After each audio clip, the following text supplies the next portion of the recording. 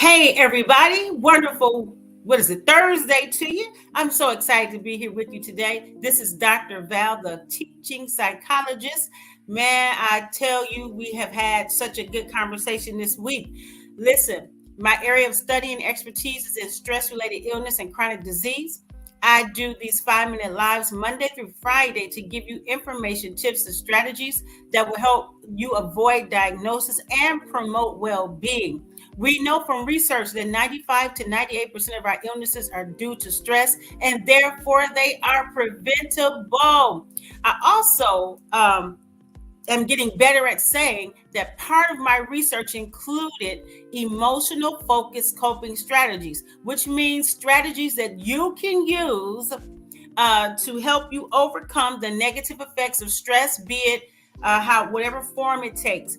And so today, we are talking about a strategy that you can use, and that is monitoring or changing your diet. But let me backtrack a little bit. I am also the owner of Tranquility Hot Tubs and Med Spa.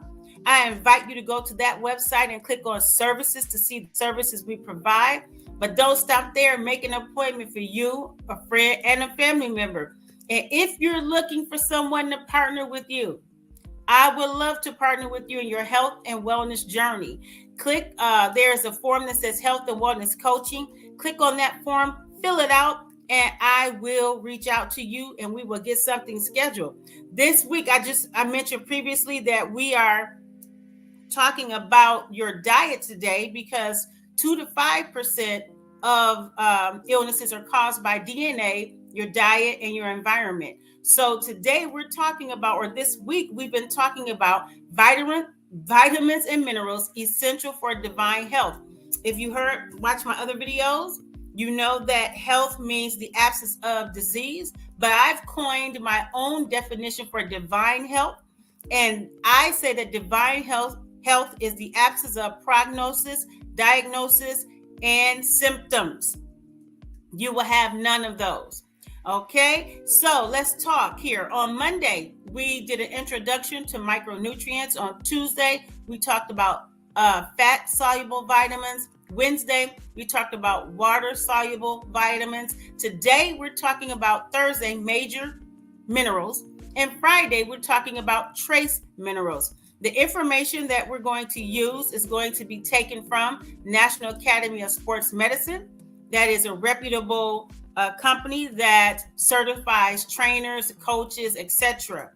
All right. Minerals are compounds that could be found both in plant and animal food. The major minerals are present in the body in large amounts, and is also required in larger amounts in the diet compared to trace minerals.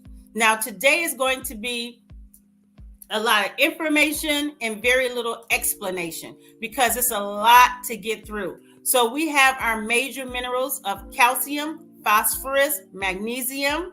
Some of us remember this from science class, right? Sodium, potassium, chloride, and sulfur. So let's get into it. So we need these minerals in our body.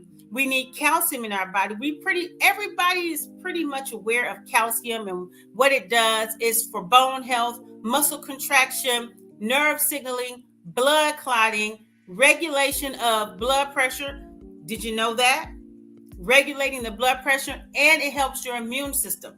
You can get this from dairy products, fortified non-dairy milks such as almond, soy, coconut, hemp, rice, and oat.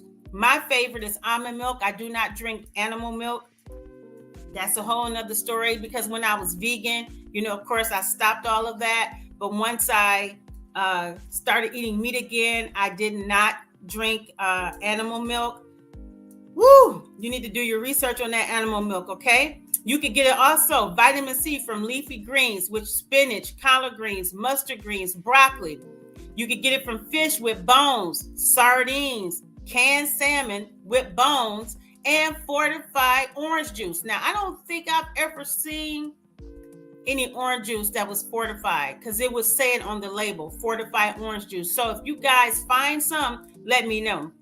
The next major mineral is phosphorus. It's good for bone. It helps with bone health, cell structure, DNA and RNA reproduction, and it helps to acid-base balance. It helps in acid-base balance maintenance. So you know when you are working out, your muscles, your body releases acid, and phosphorus helps to balance that out.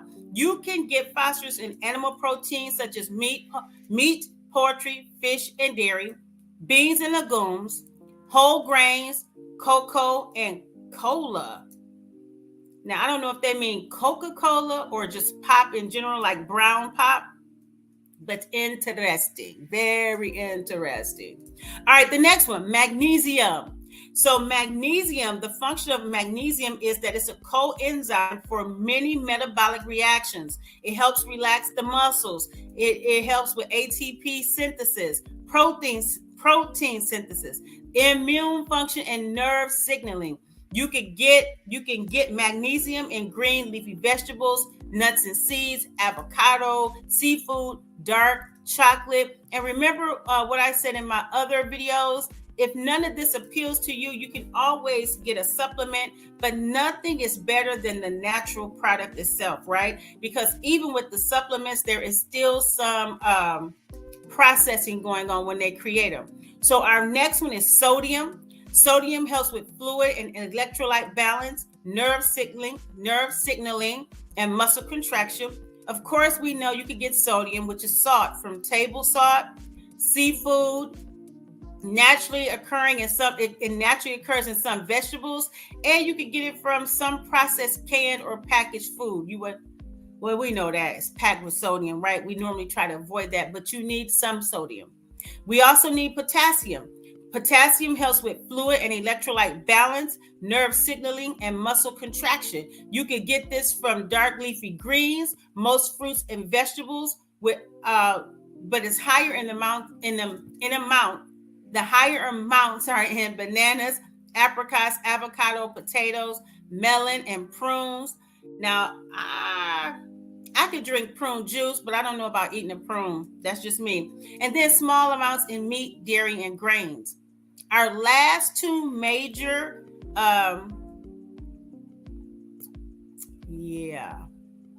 Our last two major minerals, and I was just looking back over my notes to make sure I was done, are chloride and sulfur. Chloride helps with fluid and electrolyte balance. It also helps with acid production in the stomach.